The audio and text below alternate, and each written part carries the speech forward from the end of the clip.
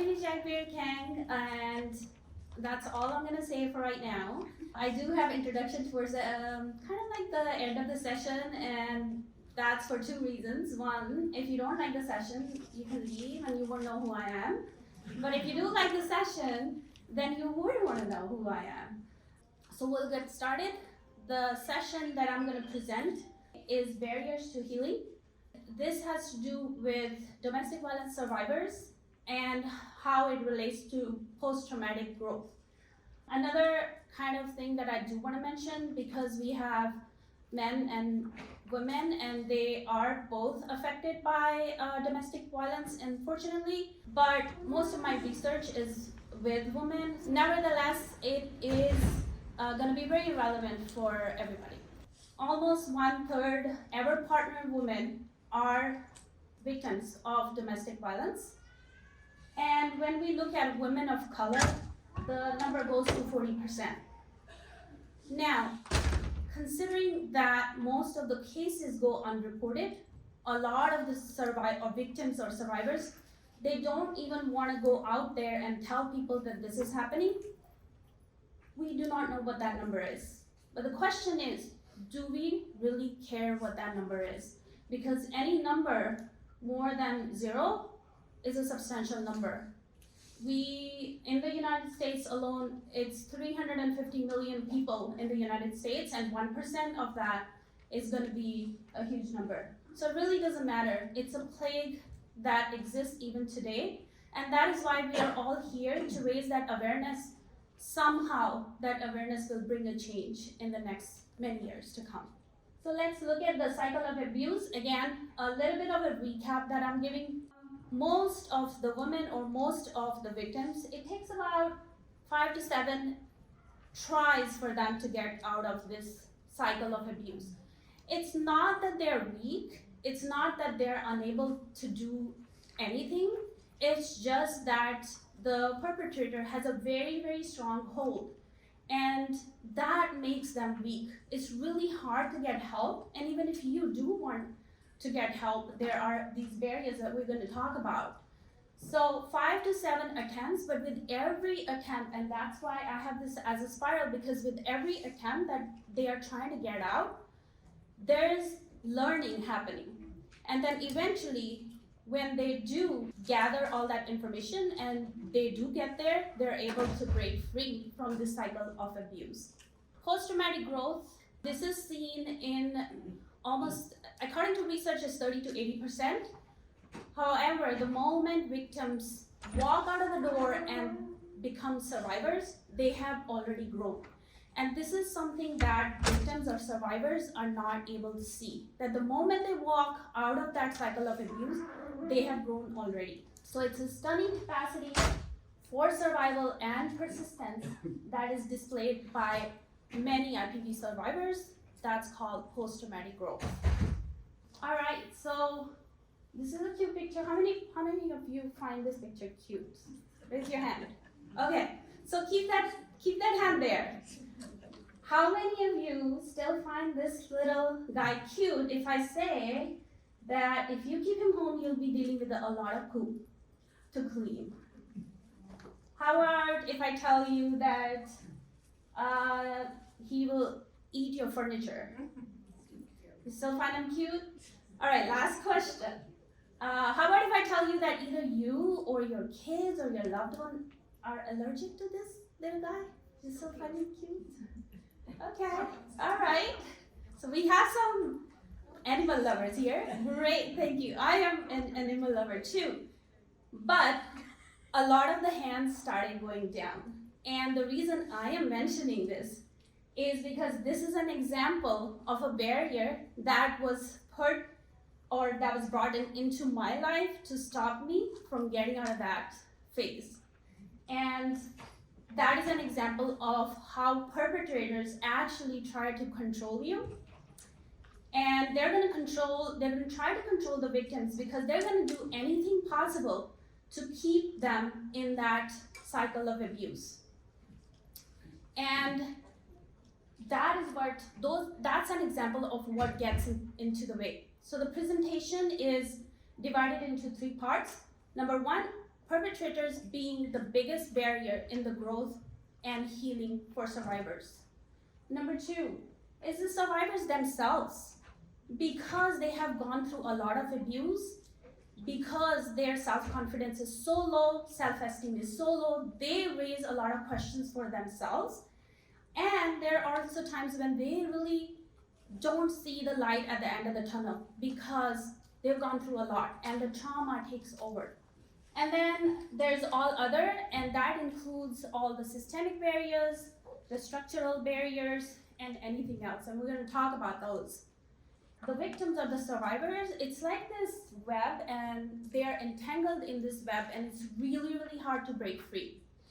So most of the presentation is on raising the awareness that these are the barriers that exist, and that we as experts need to tell them that these are simply barriers that they will be able to overcome.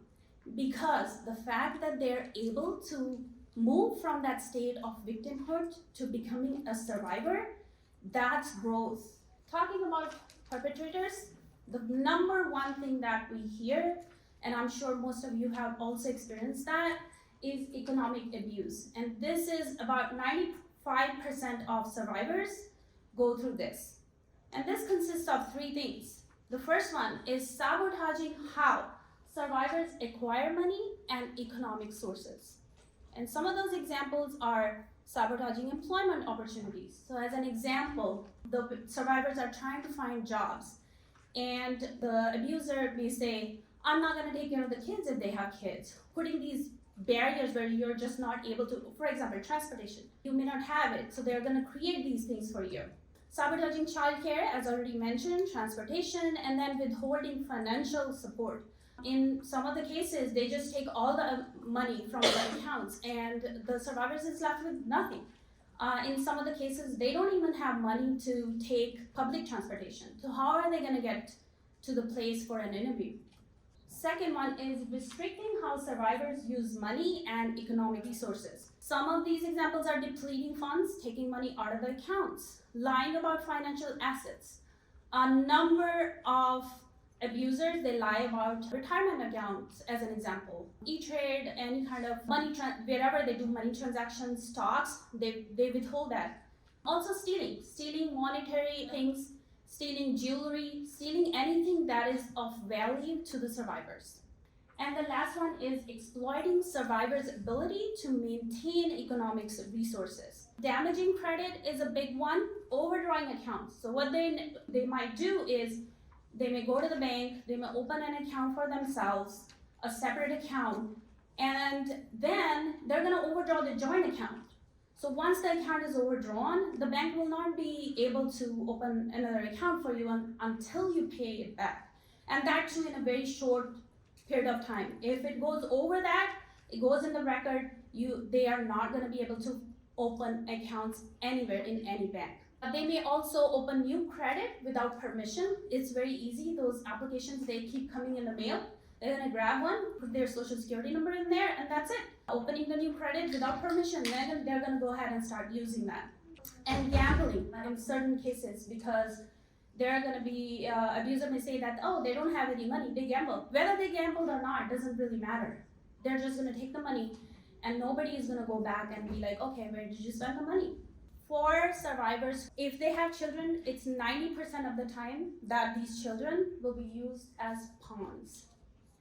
They're going to do everything to exert control, and children, because there's an emotional attachment, they're going to use them. First thing that they will do, they'll say, if you leave, I'm going to make sure that I'll take the custody of children. Okay? That threat itself, because the confidence is so low, that threat itself is a lot to handle for the survivors. And this is going to put them in further doubt whether, oh, should I go? Should I come back? And that is where that cycle comes into picture. If these threats don't work and the victim indeed becomes a survivor and try to move on, they're going to say, okay, well, now I'm going to restrict access to your children because now they're going to have shared custody. And they're going to make sure that they have shared custody, which is in California, at least it's 50-50. They're going to also do anything and everything to even not make you do the visitations. and other things as it pertains to restricting access to children. Then they're gonna come to children, and it doesn't matter how old the children are, they're gonna go ahead and start pressurizing them to leave the survivor. The way they're gonna do that is they're gonna start talking negatively about the survivor. This person did this, your mom did this, or your dad did this. And then the final thing is they're gonna say, I am the stronger one. So in most of the cases, the abuser has a better job, the abuser makes more money. So this is what they're gonna bring in, and they're gonna be like, I am the better parent, I am the stronger parent, I'll give you whatever you want. I'll take you to the theme park. That person, your mom or dad, is not a good parent because that person is not able to give you what you deserve. And all those things for little children, it's really hard to navigate these issues. It's really hard for them to really understand. And then the continued harassment. Well, now the thing is that the abuser may be at a different location, the survivor may be living somewhere else. So the physical abuse or violence may not be there, but they're gonna continue to harass as a means of exerting control over the survivors. So first thing that they're gonna do is they're gonna alternate between violence and loving gestures. They may start sending you flowers or any of those gestures which make you doubt yourself that, oh, did I do this right thing? This is what the survivors are gonna think all the time.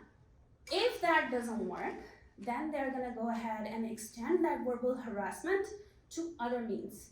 We live in a digitally connected world, so they're gonna go ahead and start sending disparaging emails to survivors, and they're gonna make sure that they send their texts too.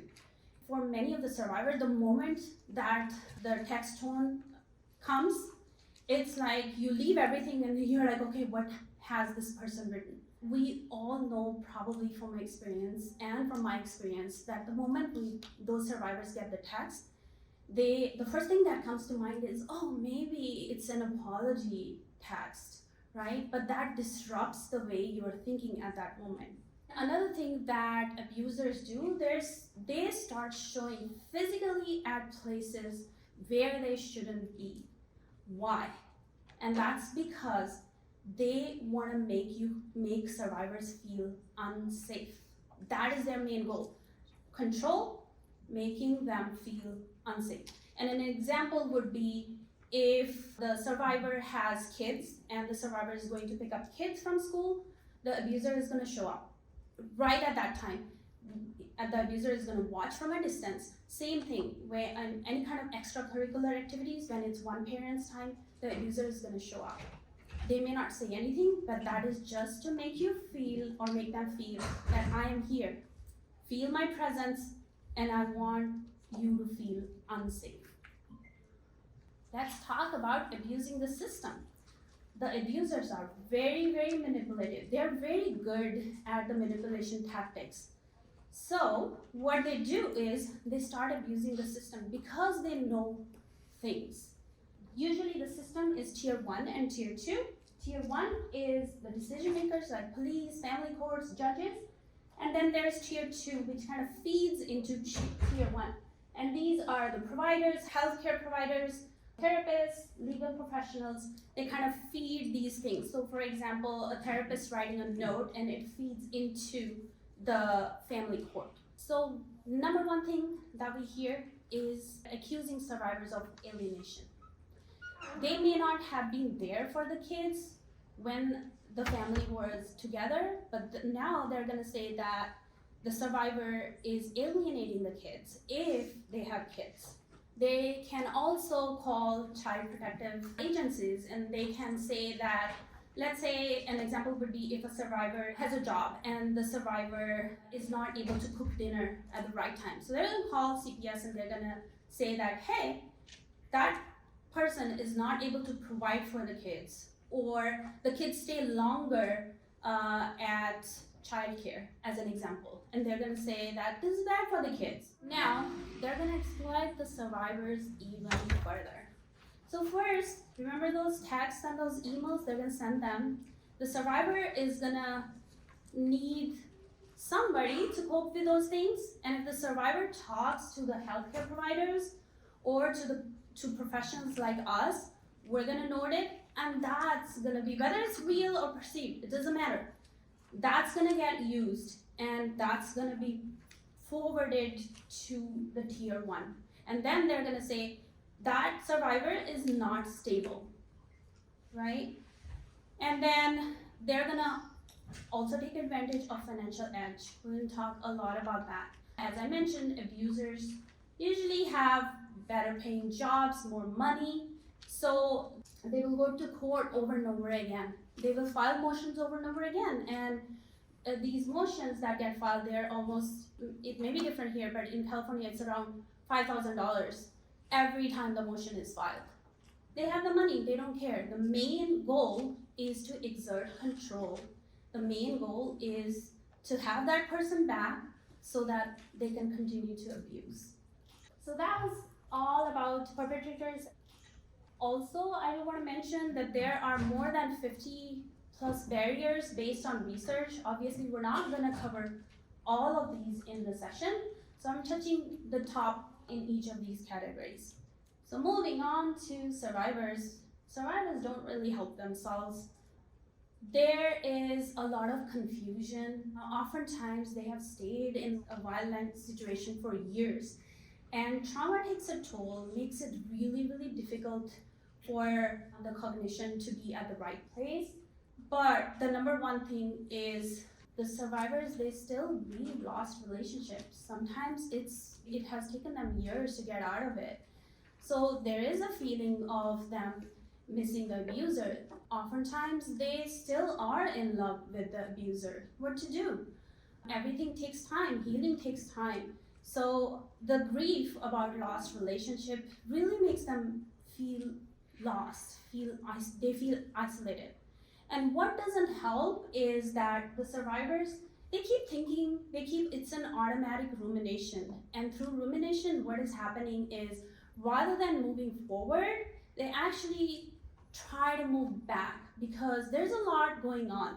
And they're kind of reliving this victimization by thinking about it over and over again. Another thing is they grieve lost relationships. So oftentimes couples, they have friends who are couples, and when divorces happen, then those relationships also get taken away. Sometimes people get divided, and sometimes the survivors, they feel that there's nothing left, that they're feeling isolated. And if they have kids, even worse, because now they might be thinking that they're gonna lose custody of their children, and then they're gonna feel all alone in the world. Now, trauma, as we talk about, people with trauma deal with a whole lot of different things. On one end, they're trying to figure things out, really trying to get help, but it's normal to feel sad, but the grief has taken over and the survivors start feeling that I shouldn't be sad. This is not an appropriate emotion. And this is a very, very valid emotion. And this is something that we all as experts need to tell them that this is an emotion that's gonna take time. And sadness is obviously losing, even though the person is alive, you have lost a relationship. And it's okay to go through emotions and kind of heal from them eventually. The next one is self-blame and guilt. So when the abused is in relationship with the abuser, blame is kind of protective strategy. When the abuse is happening, the victims use blame a lot because it's a way for them to cope with the things that are happening. And so this is something that they take forward even when they become survivors. On one hand, they feel guilty. Oh, I was not able to figure out the warning signs. How did I let that happen? There's a lot of questions around that. But on the other hand, they also feel that they didn't try enough. Maybe if they had tried hard enough, this wouldn't have happened. Maybe if they had tried hard enough, that person may have changed. Many of the survivors actually do believe that they have the power to change people. But change for ourselves, change is hard. And what we don't understand, even all of us here, if I ask you to change a little habit of yours, very difficult. But then in this situation, in abuse, we expect the other person to change. That is all something that we create in the head. Another thing that survivors feel guilty about is being the first one to leave. What they don't understand is that the abuser would never take that first step. Why would they take the first step? Everything is working out for them. They have a person under control. That person is doing everything for them. They are being violent, and yet the victim is handling everything. So they are never going to be the first ones. But still, the survivors feel guilty of being the first one to walk out. And they feel guilty of life disruption. And this pertains to if you were living in a home, in a house, now you might be in an apartment. Financial situation is going to be worse because you go from maybe two-income household to one. And if there are kids or children involved, they feel really guilty because they have disrupted the routine of the kids. The kids are going to be shuffled from one place to another. There's going to be all these plans that the court is going to set, and that is disruptive.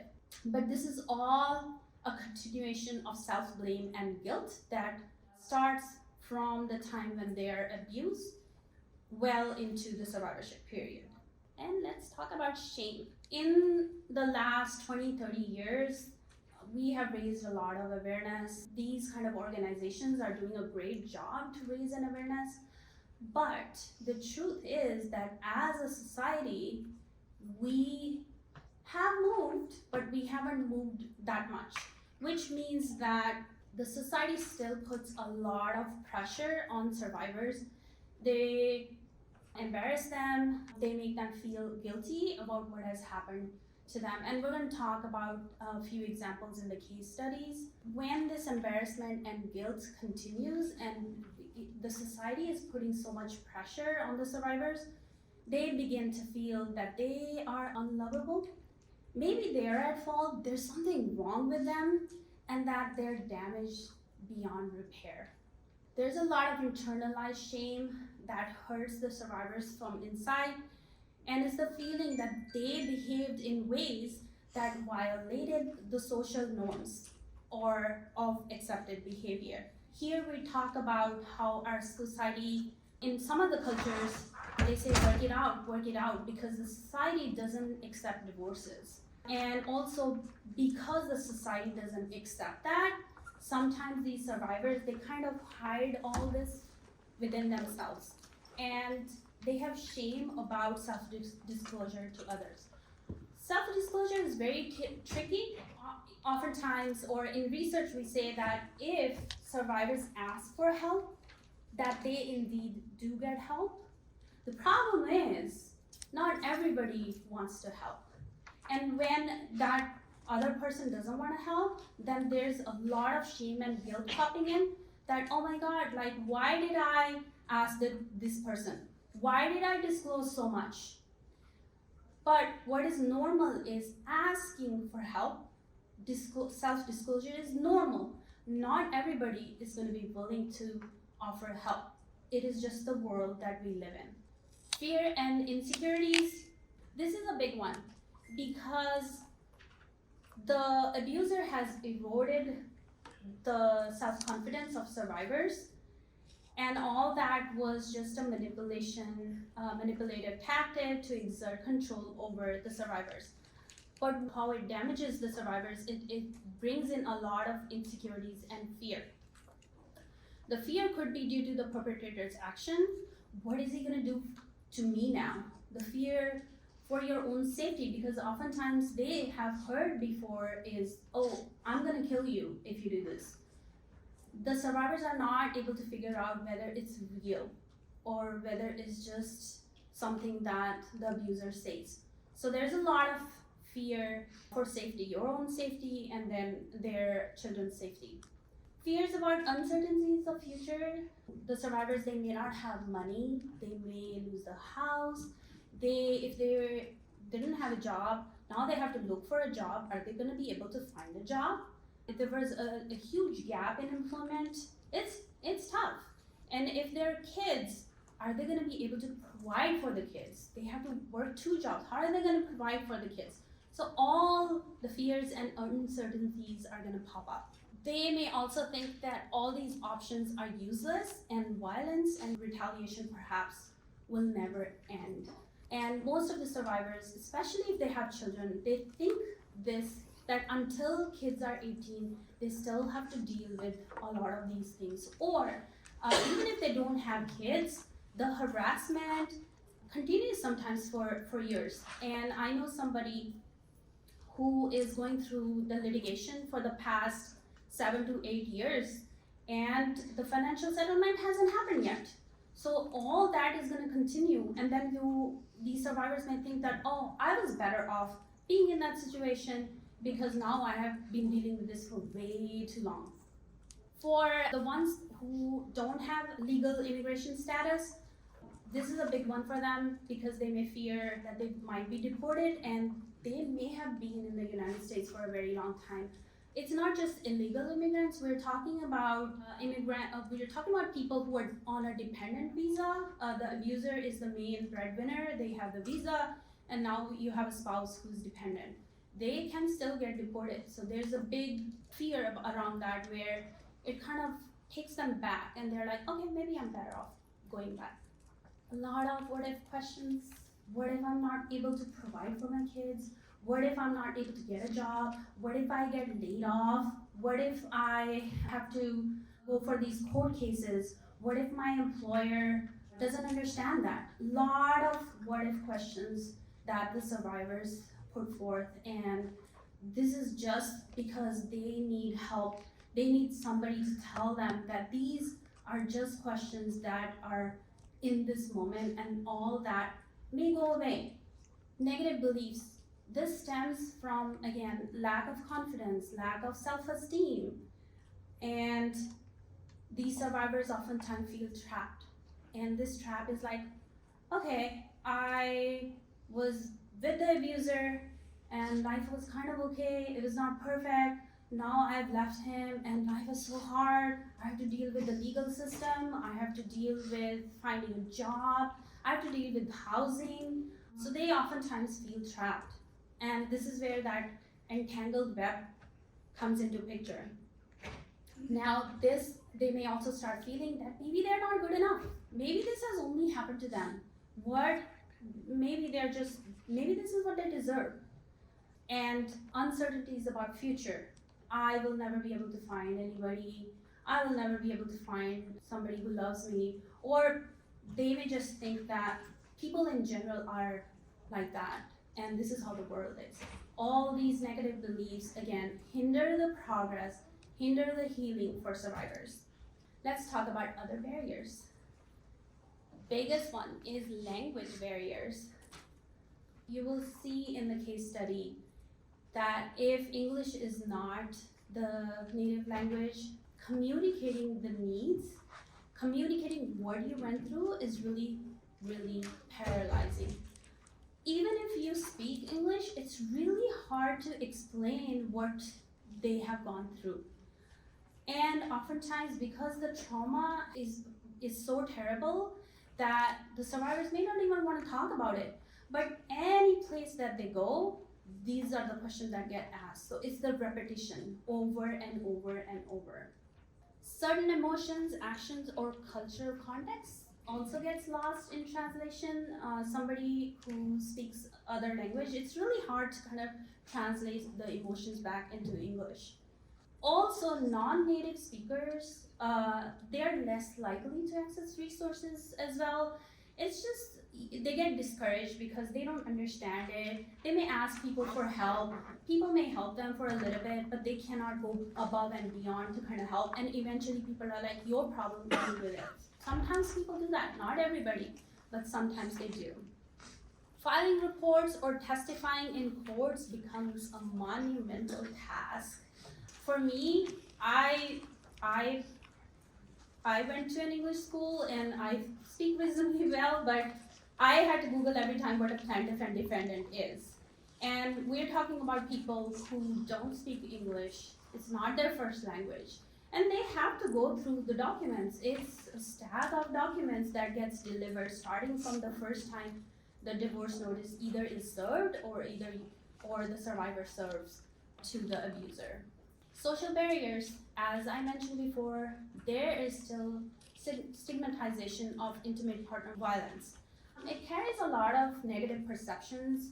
Survivors don't feel comfortable talking about their experiences because they fear that when they do self-disclosure that people are going to walk away or nobody is going to understand what they went through. The societal and cultural norms may also pressurize survivors.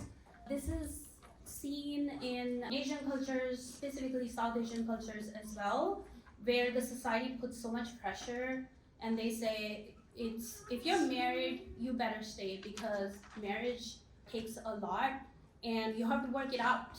But what they don't understand is what each individual may be going through.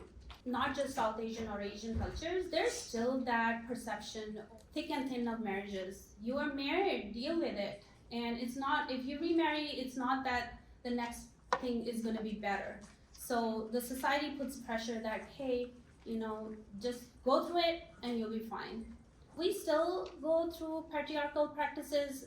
They do accept male dominance. This is seen again in Asian cultures. It's also seen in Hispanic cultures.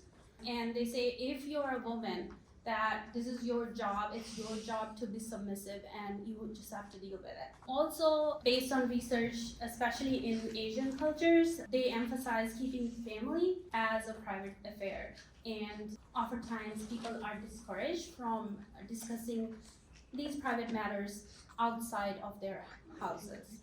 Going on to structural barriers, another big one, when the survivor moves out, they have to be able to pay their own rent. They have to find stable housing. They have to start paying for basic living expenses. So if the income were doubled, now they would have to live on a single income. And if the perpetrator was the only one working, this is a big thing because now you have to figure out ways to get out there and deal with all these things, which are basic human necessities. If the survivor they didn't have job, now they would have to find job opportunities, especially after the gap is really, really hard. I mean, we all know, even in today's world, there are job losses, there are layoffs, so all these uncertainties exist, and they go through a hard time looking for opportunities. Single motherhood is a big one. I've gone through that, and even I had a lot of resources, a lot of help. But people who do not have help, and you will see that in the case studies, single parenthood, I should say, is really, really hard. Paying for legal fees. This varies, but in California, it starts 1 hour is anywhere between $350 to $750. And divorces don't happen in 10 hours. Divorces take time, and every appearance in court is a lot of money. On one hand, they're struggling to find stable housing, but now they have to do this, they have to pay for legal fees. It's hard. It's also seen that the survivors of domestic violence, they are at a higher risk for homelessness. And when you combine all of these things, that is the first thing that happens to them. Finding childcare options. Again, if children are involved, if children are young, this childcare costs money. There are some government-funded projects, but also that is limited. Usually it's limited for a very short time. And let's talk about law and system. Understanding legal jargon is difficult. Even for somebody who is English speaking, it's really hard to understand what it is. And every time you explain, or every time the survivors, they ask their lawyer to explain, that costs money. Every 15 minutes is rounded. Lengthy legal proceedings, as I gave you an example, these proceedings may go on for like 8 to 10 years. Sometimes it may happen earlier, but for the most cases, the average is somewhere between 5 to 6 years, at the very least. There's a lot of burden on legal fees. If they're not able to pay, nothing is gonna happen. It's not that there's gonna be pro bono lawyer. There are some, but they only give a certain number of sessions. And this is something that has to continue. So there's a huge burden of legal fees.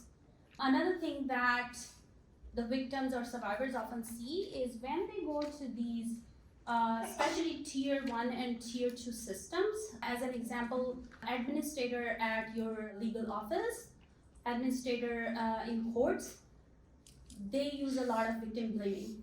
I came across a female. She went to an immigration office and she was trying to tell the clerk about what she went through, and the clerk immediately jumped to conclusion and said, "You are the victim. I know what you're gonna do now. I know that you're gonna file for battered spouse." These things happen. It's reality. We just need a way to educate the system that not every victim falls in that category where they're misusing the system. It could be the other way around as well. Survivors with kids, they have to deal with restraining orders. If there's abuse, most of the time, if the abuse is reported, they deal with the restraining orders. They deal with child custody issues. And they also have to figure out who is going to help them to enforce these restraining orders. All these are tricky, and every week there's something going on the moment the process starts. It's a lot when they're trying to manage the housing, finding a job, establishing new bank accounts, getting new credit, taking care of the kids, and on top of that, this is never ending. All right, we're gonna move into how we can help as experts. The number one thing that victims or survivors ask from experts is to be a supportive ally. They have been turned down at a lot of agencies. They have gone through victim blaming.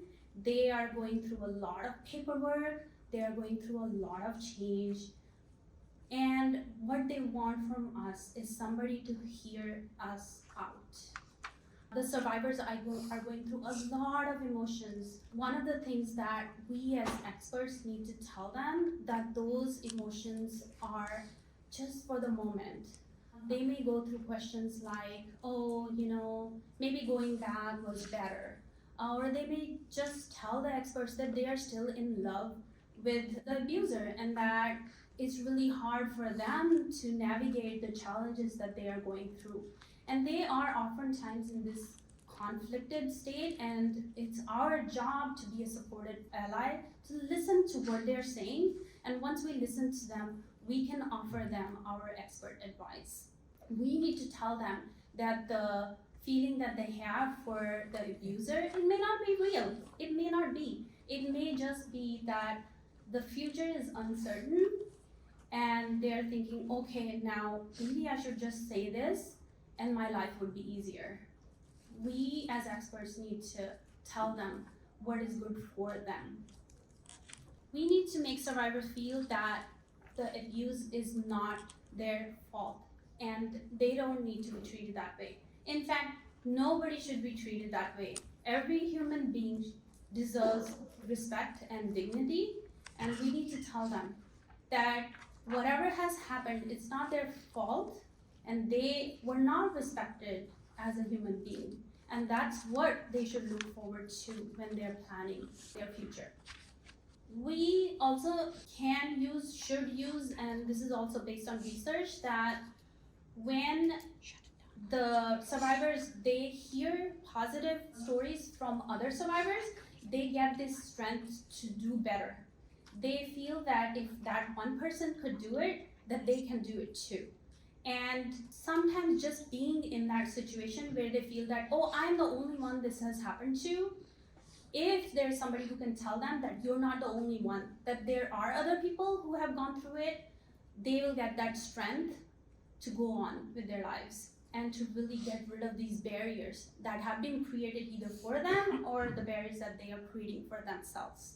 We can help them, and we should help them with safety planning, legal advocacy wherever available, housing assistance, and other resources. Survivors, they oftentimes Google, and when you start Googling, you kind of go deeper and deeper and deeper, and at the end of like 2 hours, they are not able to figure anything out. So if they come to an agency, if they come to a therapist, if they come to social workers, it is our job to give these resources to them so that they're able to navigate the challenges that they are going through. And the last one, this is where I said, you all are experts. I don't need to tell or go deeper into this, but we should use the trauma-informed care and also culturally sensitive interventions. Most of our schooling, when we go to school, we talk a lot about multicultural cultures, and oftentimes we forget about that. What an Asian survivor is going through may be different from what a Hispanic survivor is going through. The questions may be different. The immigration status may be different. So this is another one of those things that we should be aware of. All right, so I'm showing the dogs again, but I want to share what I did. I'm sure all of you might be curious, like what I did, because when the abuser created that barrier for me, I actually doubled the poop problem. And the reason I did that is not that I was not a responsible parent. So my kids did have allergies, dog dander allergy. The cute puppy did eat the furniture. And then I did clean poop for a very long time, but I'm also an engineer, so I kind of automated that poop problem, so I fixed it, but I'll tell you more after the session if you're interested. Furniture, I didn't care. I felt like, okay, maybe it's a way for me to like replace the furniture and get something once the abuser was out. The kids' health, obviously, it's number one priority for me as a mother. I was able to work it out, but the German Shepherd I bought a few years later once the kids' immunotherapy was done and they no longer are allergic to dog dander. But the main reason why I did this was because now I felt that I was in control. It was my choice to get another dog. It was not something that was just handed or given to me when I didn't want it. I didn't want the dog in the first place, although I'm a dog person. And another thing is, when I lost the custody of my children from pretty much 100 to a 50, I felt lonely, and I was going through those emotions that I'm like, oh, I'm isolated and lonely, and I'm just sitting by myself in the house. I don't have kids, and rather than crying, I would take both the dogs, I would go for a run. And ever since then, I pretty much run 3 miles with the German Shepherd, not the other one. The other one wants to sleep most of the time. So it was a way for me to be out in the nature, to connect with the nature, and that's something that really made me feel good. I found ways to cope with my problems, and this was just one of the things that I did, because for me, I had a lot of help. I had a huge social circle. I had friends who were there for me. What I lacked was just that presence of somebody in my house, and these dogs, they are there for me, and it's unconditional love that I feel. Even on the days when I feel sad that I don't want to get out, I still have to. And it just takes the first couple of minutes, but once I'm out and about, that's it. It's my world, it's my choice, and it's something that I did for myself. All right, a little bit about me. I am an engineer by profession. I graduated with a bachelor's and master's 20 years ago, and I absolutely love what I do, so I'm an engineer even today. And all this has happened in the last 5 years that I'm free. I've broken that spell. I am an MFT trainee right now. I will graduate in June of this year. I finished Master's in Liberal Arts from the Harvard Extension Studies in 2022, and right after that, I enrolled in the Counseling Psychology program. I survived cancer 2 times in the last 5 years. I also became a yoga and meditation teacher in the last 5 years, and I've taught thousands of people yoga and meditation. I do teach online for free on Wednesdays. And my next path is to become an author from a writer. Writing was one of the things, for me, it was a coping skill. And every time I was feeling sad, lonely, there's no future ahead, I started writing. This is the cover of my book, so I wanted to show you guys. And this book is based on a talk that indeed I did at another IVET session. I have 2 case studies to share with you. But before I go to those case studies, I do want to say something on note, and that is, you all, I'm assuming, are all the experts. You have more knowledge than I do, because I'm just getting started in this field. You have the power to heal people. And my humble request to you is, if you see a survivor who's struggling, offer them advice, share your wisdom and encouragement with them, because they need it. And if you feel that they're still struggling, don't be afraid to give them your hand and pick them up, because you're not simply changing one life. What you're doing is you're changing generations. That one life will change generations. And together we can save the world, and all of you have the power to heal the world and to make the world a better place. So never forget that. Never forget the power that you have as experts. Let's go through a couple of case studies. These are case studies, not me as a therapist intern. These are the people who reached out to me a few years ago when they were going through what they were going through. So at that time, I was a survivor, so essentially they used me as a role model. And I reached out to these survivors a couple of weeks ago because the presentation changed. So I thought that this is something that would be valuable to you guys, so you can share with the survivors that you deal with. The first one is, the subject is a 50-year-old cisgender. She's a South Asian woman. And my apologies again, I'm not trying to pick on a certain culture. It's just that these are the people who reached out to me. The subject has a daughter who is 15, a son who's 21 today. She was in the abusive marriage for 17 years. Before marriage, she was a teacher. And she completely forgot about that in the 17 years. She was fully dependent on the abuser. She was on dependent visa. There was lack of fluency in English. She had no financial control. She had no idea how much money was coming in, what the mortgage was, nothing, absolutely no idea. She had no friends or immediate family members in the United States. So this is her journey that I would like to share with you. The period of abuse was 17 years, as I stated. The perpetrator had full control over the survivor. She was demeaned, she was insulted every single day. You're not pretty, you're worthless, you don't do anything, you don't bring any money, you're not a good mom. So she lost all the confidence. She forgot that she was a teacher, that she was helping children, and now here she was, all lonely, by herself, no friends, and listening to this day after day. So in 2014, one day she decided, she's like, okay, this is too much, I'm gonna just do something about it. So first thing that she did was she reached out to a distant friend. That friend took her to an agency. She went to the agency, and this is all in her words, and the agency was not much of a help. The agency said that they may not be able to help her with housing. The agency also said that they cannot help her with legal assistance. They did give a number of a lawyer. The lawyer was going to charge $350 after the few pro bono sessions. And after that, the agency said that you can hire a lawyer and we'll give you a loan of $100,000. That's a lot of money. How is she was at that time, she's like, how am I going to pay this $100,000 loan? I don't even know how much it's going to cost. And she talked to the lawyer, and the lawyer said, well, pro bono sessions are over.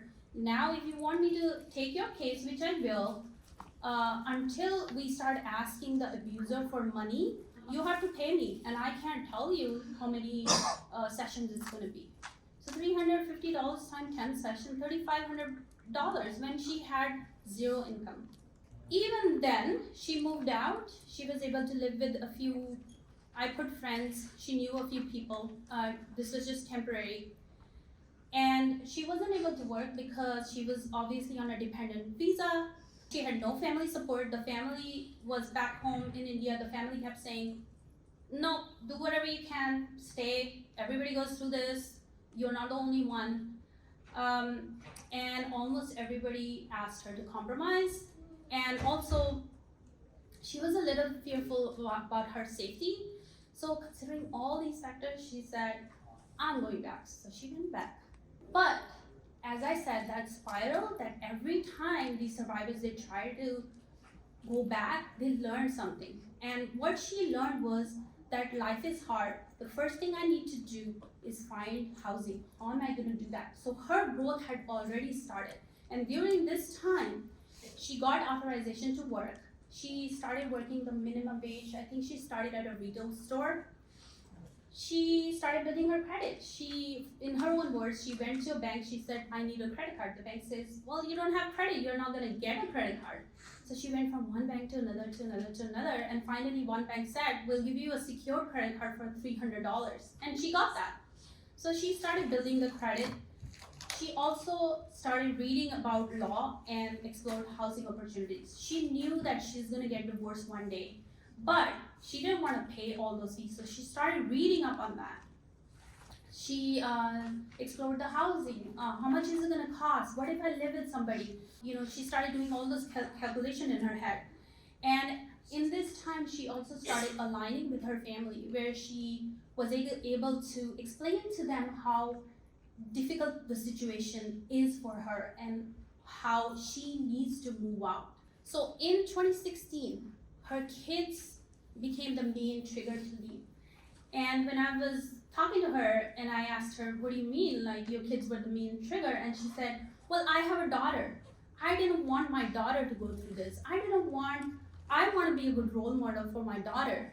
And if I'm doing this and I'm letting this happen, my daughter may go through the same thing. So what she did was she left the house with only the daughter, not the son. So I asked her, why did you leave your son behind? And she said, well, the son was in high school at the time. She didn't want that to be too disruptive for him. She still continued her motherly duties. She was still responsible for taking the kid for extracurricular activities, math, Olympiad, and whatnot. She got an apartment. She got a better job through a friend's reference, but she didn't really go back this time. But I showed this as a barrier. It was a barrier. It's all these things that were coming in her head. She felt guilty for leaving her son with the abuser every single day. It was so hard for her. Custody battle had started. The abuser wanted 50-50 custody of both the kids. The lawyer fees were humongous. Legal jargon was difficult. And she was struggling with the struggles of single motherhood, where she had to pay everything, and she was still the primary kind of caretaker for the kids. She persevered. She expanded her social support. And what she did differently was she asked for help. And this was the time when she reached out to me and she was asking me, what did you do? Well, every situation is unique. Every person is different. So we can't really generalize, but if there's even one thing that sticks with the survivor, it does that miracle. So in 2023, she was able to get 93% custody of her daughter. It was a long journey, but she got 93% custody of the daughter. The abuser was also abusive towards the daughter, but it took many years to kind of show to the legal system that that indeed was happening. There were a lot of therapists involved, social workers involved. The good thing is that the son graduated from college. He has a really good job. He works in San Francisco. And the survivor has an awesome job. She was able to get help to get additional certifications, trainings, and she has a very stable job at the moment. So this is called post-traumatic growth for one of the survivors. I thought, and I was very proud of the way she handled it, because not having family, not having friends, trying to figure out the housing, trying to figure out how you're gonna survive, make money, and move out of a house into an apartment. She still lives in an apartment, but she has shown tremendous growth in the last 9 years. All right, we're gonna talk about another case study. Again, the subject is 35 years old, a cisgender South Asian woman. She has a daughter, 6-year-old daughter, and a son who's 8-year-old. Before marriage, she finished her bachelor's in nursing. She was fully dependent on the abuser. Again, very similar kind of situation in this sense, no financial control, no friends or immediate family members in the US. She did have a green card, so she was legal. So let's look at her journey. The period of abuse was between 2015 and 2018. She was married in 2012. It took her 3 years to come to the United States, and as soon as she came, the abuse started. In 2018, she went with the abuser, and their son was 1.5 years old. She went for a wedding in India, and the abuser asked her, hey, give me the son's passport and I'll take the son back to the US. While you stay here, you can attend the wedding festivities and come back whenever you're ready. So the motherly instinct kind of kicked in, and she said, no, I'll be fine. I'll take care of the son and we'll come together.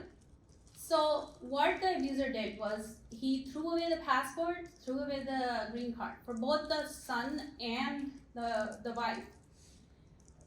And so now she had to go to the embassy. She went to the US embassy and she said, I need a green card. So the embassy said, go to the Indian embassy first, get your passport, we'll give you the green card, but we're not gonna let your son go to the United States.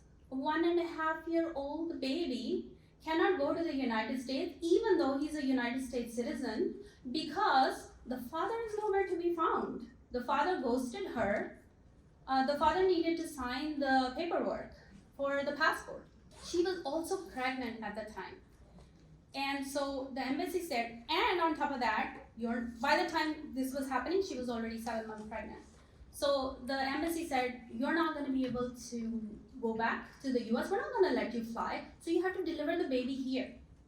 Okay? So now she delivered the baby girl, who is now still an Indian citizen because she was born there. So after 5-6 weeks, she came to the United States with the daughter, herself and the daughter, and the son was left in India with the maternal grandparents. When she came here, no friends, didn't know anybody. An acquaintance, a couple took her in.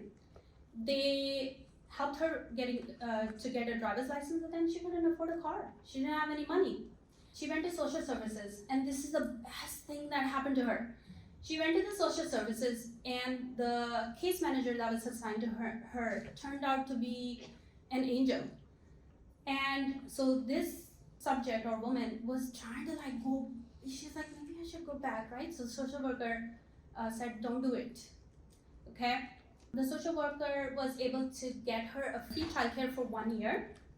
And then right away she had to find a job.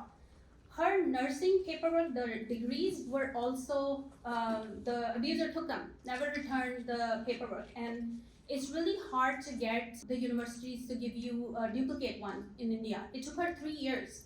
So she wasn't gonna wait. So she put her daughter in childcare. She started working as, taking care of somebody else's kid. And she started starting from scratch. She started working as a certified nursing assistant. So there's I think training and an exam that they have to pass. Then in 2020, all this time the son is in India and he's taken care of by the parents. She studied for the RN registered nursing. She tried to give the test, she failed. And during this time, she was also detected with thyroid tumor. And the doctor said, you need to do the biopsy because we don't know what it is. And she said, no, my test is gonna happen in April of 2021, the next test. And if I do the biopsy now, and if anything were to happen now, I'm gonna lose the motivation to give that test. So she said, hold on to that, let me pass my test, because if I'm gonna die, I wanna die as an RN. And that's what she said to the doctor. So in 2021, in April, she passed the test. And on the day she got the results, she passed the test, she called the doctor and she said, I'm ready for the biopsy now. So the biopsy happened next day. That was a benign tumor, so thank God for that. She continued with her job growth. She went from a rehab hospital to post-acute. And yeah, she thought about going back. And all this time she had a restraining order against the abuser, and the abuser, by this time, the abuser had not seen the face of the daughter, not even once. So he called and tells the survivor that, hey, I want to see my daughter. So Well, she says she made a mistake, so they met, the abuser met the survivor and the daughter. He takes a picture, goes to the court, says, we're together, what is this restraining order for? So she had to take the restraining order, cancel that restraining order. But that was the day when she said, you know what, I'm not gonna fall for this ever again. And then in 2023, she was united with her son after 5 years. She struggled with bonding, obviously. By this time, she became a US citizen. She has a good job now. She's working as a registered nurse at one of the biggest hospitals in the Bay Area, San Francisco Bay Area.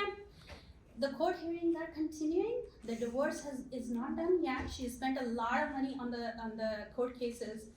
And what's happening today as we speak is the court asked her to pay alimony now, alimony and child support, and all throughout the abuser did not pay anything. She worked hard, and now the abuser doesn't show how much he's making. He works for cash, I believe. I don't know the full story there, but the system asked her to pay for alimony and child support.